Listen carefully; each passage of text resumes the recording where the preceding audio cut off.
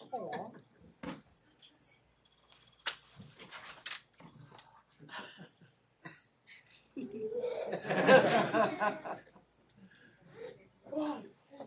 Natural.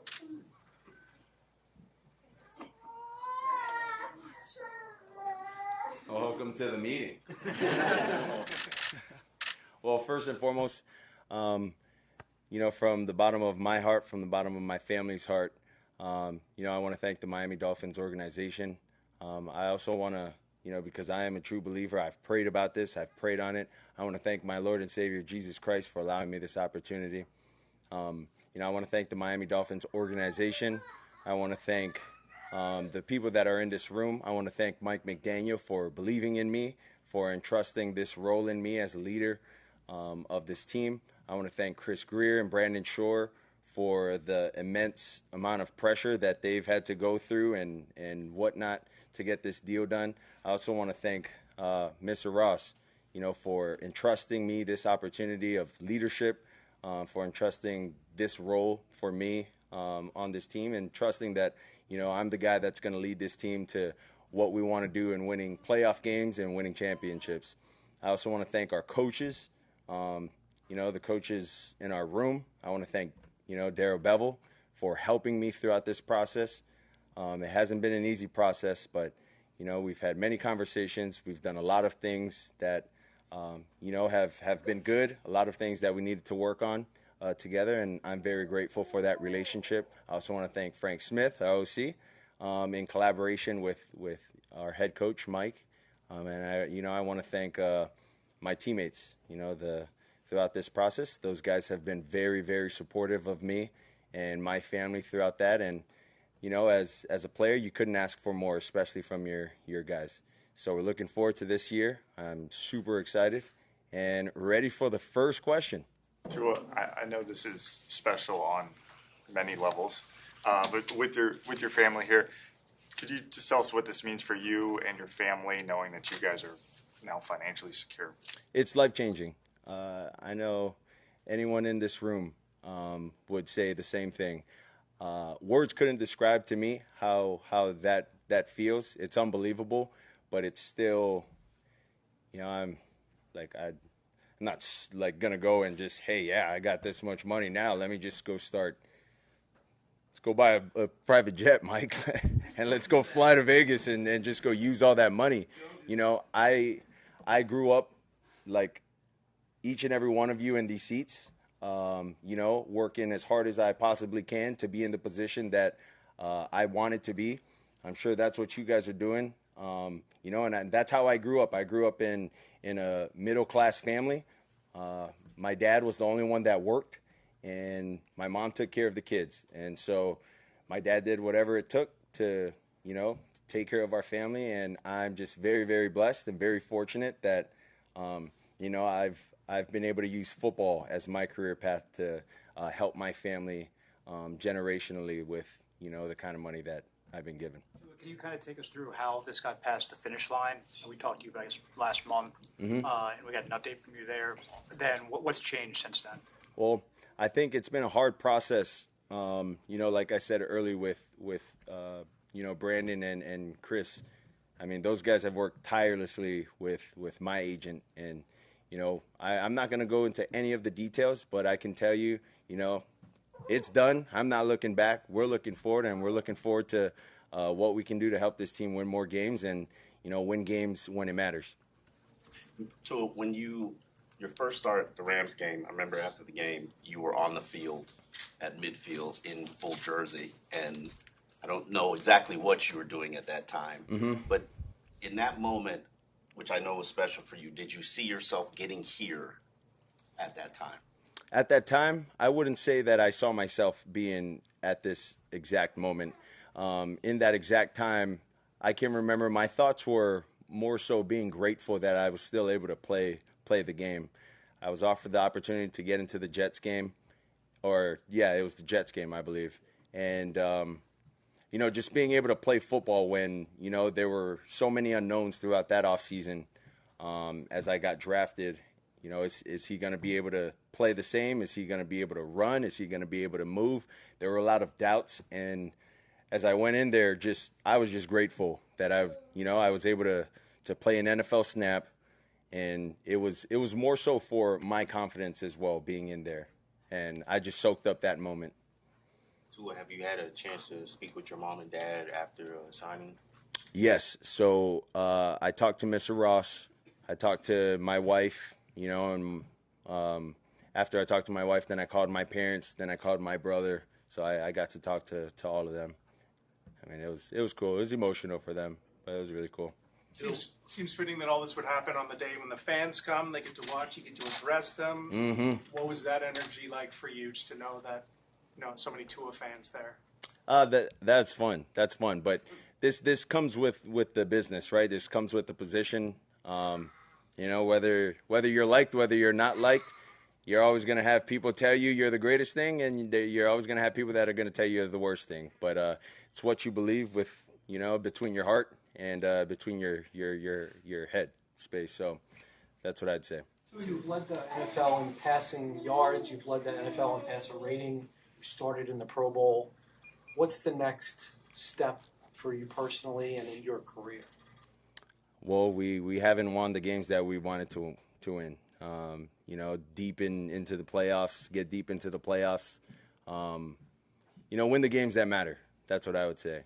All of that is cool, but I could have been the worst, had the worst passer rating. I could have, threw for 1,000 yards. But if we were in those games and we were winning those big time games, and we got to go and win the championship, I mean, I'd trade all of that. I'd trade all of that for that. When you reflect back on all those throws with your dad growing up to this moment, what goes through your mind? Well, I'm actually very grateful for the setup that my dad had given me. There's been a number of times that, after school, I'd have to try to, do my homework as fast as I can, because once my father was home, it wasn't about school. Like, your mind better be ready to go and practice. And when you practice, you had to practice a certain way. And if it wasn't to, his standard, then it was like, okay, I know I'm going to have to do extra work, or if I didn't have to do extra work, we were going to have a talk. That's for sure. So, I just can remember after football games, if I didn't have a good game, my dad would send me to a throwing camp, and I'd go straight from my football game to a throwing camp in my pads. And I wouldn't be with the kids the same age as me.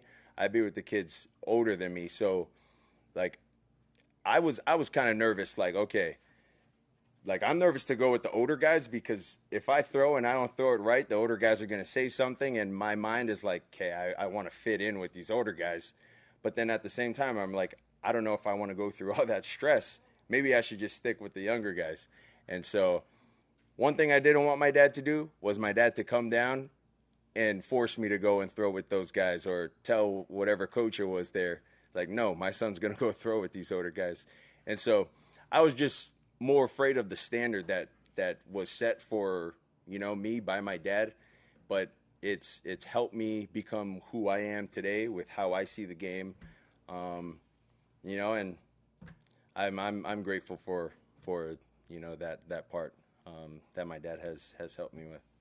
Mike shared with us that he gave you a big hug when he saw you after you signed. Can you talk a little bit about that, and also the reaction from your teammates when you physically saw them first? Besides text, I'm sure they were sending you congratulations too. Yeah, so Chris Greer and Mike McDaniel, they're knocking on the quarterback's door, open the door, and I see Bev look, and I'm like, all right, everybody's too quiet. Like, let me take a look. And those guys are peeking in. They're peeking in through the door. And nobody says anything. They're just, like, nodding their head. Bless you, Bella.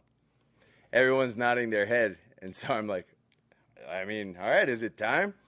So I walk up, and as I'm getting, to turn the corner, I'm like, wait, let me grab my pen. As a joke. I'm like, wait, let me grab my pen. Chris Greer sticks his hand out. I'm like, dude, we got it done? He's like, congratulations. So I shake Chris's hand, give him a hug, give Mike a big hug. Mike squeezes me super hard. And then as I'm getting ready to go back into the room, lo and behold, Brandon Shore's just coming down and walking down the alley. I'm like, all right, this is going to be like a 2-minute walk. So I'm like, all right, hold up, Brandon. Let me go throw something away. coming back out, give Brandon a big hug. The whole process, I'm sure, for everyone, both sides, had to be mentally draining, because there's just so many gymnastics that you have to go through. It's not just, here's the money, this is what we can do, we're going to do that.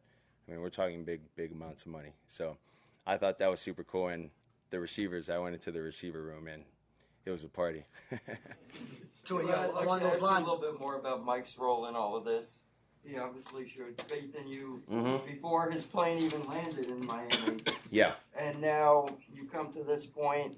He has always said his job is to help the players get paid. Correct. And now the biggest contract in franchise history. Yeah. What does that say about Mike and his relationship with you? Well, I think it says a lot. Word gets around quick, and I don't think he knows that I know. But I've been told from several birdies that are, here in the facility that are upstairs as well, that he went to bat for me the day that I went out and practiced 11 on 11, 7 on 7, before we went on that little break, that he went to bat for me with, our owner. And, I won't go into details of things that I heard were said, but just know, like, he is what he says. He says what he told me, and he did what I was thinking he would do for me, and not just for me, but for any other player. So I'm very grateful for that. When you were growing up, you talked about going from games to throwing camps and everything. Did you in a middle class family? Did you ever have I don't know, for lack of a better word, a real job, or was this your job? This is my job. This is my only job. I never had a real job. This is my job. So what did you learn during negotiations about the process of negotiating an NFL contract extension from this process? It's long, brother. It's like I said, it's not as easy as, oh yeah, here, let's just throw $1 million over here. Like, let's just, give you this number here. Like, there's just so many semantics that and loops that you got to go through, to get something like that done, especially trying to, maneuver other contracts around if you're trying to do that. There's just so many things that you got to go through. But I'm happy that we got this thing done. It's unbelievable. How tough was it to balance, like, not practicing early in the week and, the negotiations going on? Oh, that's tough. That's tough for me. I don't know how the other quarterbacks, like, around the league do it. But for me, I'm a rep guy. Like, I need to do it in order for me to kind of see what I need to do better, or see what feels right, what doesn't feel right. And then the other thing, the communication in the huddle, right?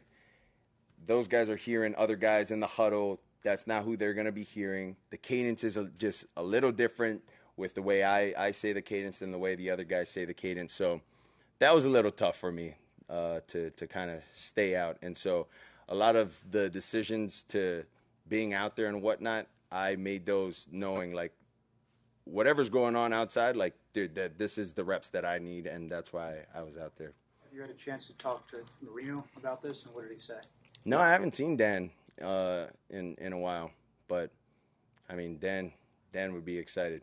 Every time we see Dan in our quarterback room, he's really excited. So now that you have the backing of the organization, the backing of the fans, getting this deal done, what's next for you? Like, what's the best part about having all this done and kind of looking forward to the next, hopefully get this organization that playoff win and the bigger picture, winning it all? That's exactly what it is. That's exactly what we're looking forward to. Now that all of this is done, this is behind us, we know, like, heavy is the crown, so whoever's wearing that, like, right now, I'm the highest paid employee in this office. Like, I mean, I got to get my, whatever together. I got to get that right and get our guys moving in the direction that we need to go, to be able to do those things. So. We heard you give the "Show Me the Money" to the crowd. Yeah. Take us through your evolution of showing your personality more to the fans and to us. Yeah, that was somebody told me that I wouldn't say it, so that's why I said it. It wasn't like I quoted that from a movie. Yeah, somebody told me you won't say it. I was like, okay. So I said it. Mike? Huh? Who was Mike? All right, are we taking any guesses? You said Mike. Nope. Tyreek. Okay, Tyreek. No. Anyone else? I thought you watched Jerry And? No. Right there, Mike's right. Hey, it was Coach Beff. He was like, you won't do it. He was like, you won't do it. I'm like, let me try. You talk about how you're grateful to your organization, to your family. Can you talk about why do you love Miami as a city and why did you want to stay? Well, I grew up in a similar state, if you will. Hawaii is also a melting pot of many different cultures, right? You have Asians, you have Polynesians, we have Hispanic, like we have it all down there in Hawaii. And out here, it's very similar, but there's more Hispanic people, right? People that speak Spanish, Cubans, Colombians, and it's also a melting pot in that way. But the weather, does justice. The food does justice. And I just don't think you'd want to be anywhere else. Taxes. Tua, obviously, having met you when you were 16, watching you through the Elite 11 journey, what would you say to that 16-year-old kid about the journey and what is necessary to be successful as an NFL quarterback? I think I would tell that 16-year-old Tua to continue to do life the exact way you're doing life. The lessons that I learned from 16 till now, I wouldn't change any of that. I wouldn't deviate from any of the things that I've made mistakes with, and where I found success. So I would tell him just continue to be, do what you're doing. You're gonna find it, and when you find it, you found it. I think you talked about this a little bit before, but could you just walk us through your journey from the day Mike was hired to now, and how you've transformed as a player and a person? Dude, we'd be here forever. That's like so long, because then we're gonna talk about the Jet conversation. Then we're gonna talk about the conversation he got here. Then we're gonna talk about the videos that he's shown. I forgot how, like 900 clips. I mean, that in itself is like a book already, like that we're talking about. Then, okay, let me go profess to the world that you're my guy, you're this, you're that. Let me go be bold. Here you go. Then we want to fast. Sorry, I had it in my mind of what I wanted to say with things that are parked out there, but I don't think I should say anything about that. But but yeah, there's just so many things that we've gone through from the journey of 2 years ago, and it's not just football related. It's just life related. A lot of it is much more life related, off the field type of things. The mental aspect of the game, just the mental aspect of life, the mental aspect of family life back home, and just a lot of things like that. And it's really helped me throughout the course of growing up from that, what was that, my third year growing into this offense and growing into the player that I am in this league and the man that I am off the field. There's just so many things to talk about, but in a nutshell, that's sort of what it is. And it's a cool full circle moment, because it's what he said he's wanted to do for not just me, said player, but it's for all the players, that he wants us to make money, and he's going to do everything he can to help us do that. Last question. No questions? A joke? Can you name your kids and their ages? Ace and Maisie, 2 years old, 7 months. That was the last question? I did want to know, there's an emphasis put on mobility. You losing weight, trying to work on the mobility. What do you think that will do for your game? Well, I think that'll do a lot. Being more mobile, being able to run the ball a little more, being able to, try to simulate that I am trying to run the ball and then pull up and, able to catch someone off guard in a way. I just think being more mobile, being lighter on your feet, all of that helps with this game, and everything in this game helps. So that's sort of the thought there. What's your first big purchase? My first big purchase. What's the most expensive thing? A house. NFL Partners franchise. with Ross. Jet? A jet? No. I don't know. I haven't thought about any of like purchasing anything big. Everyone's talking to me about like collecting watches and whatnot. I'm just not a watch guy. And then clothes. I'm just not a clothes guy too much. I probably wouldn't. Taxes too much over there. That's too much. So I probably wouldn't want residency out there. But to go back and visit my family, I would do that. But to be able to,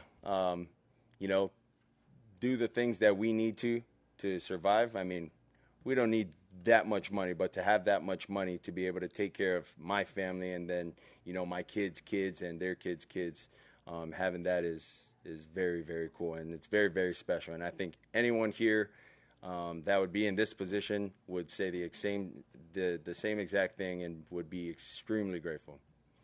Congratulations. Thanks, guys. Thank you. Congrats. Thanks, guys.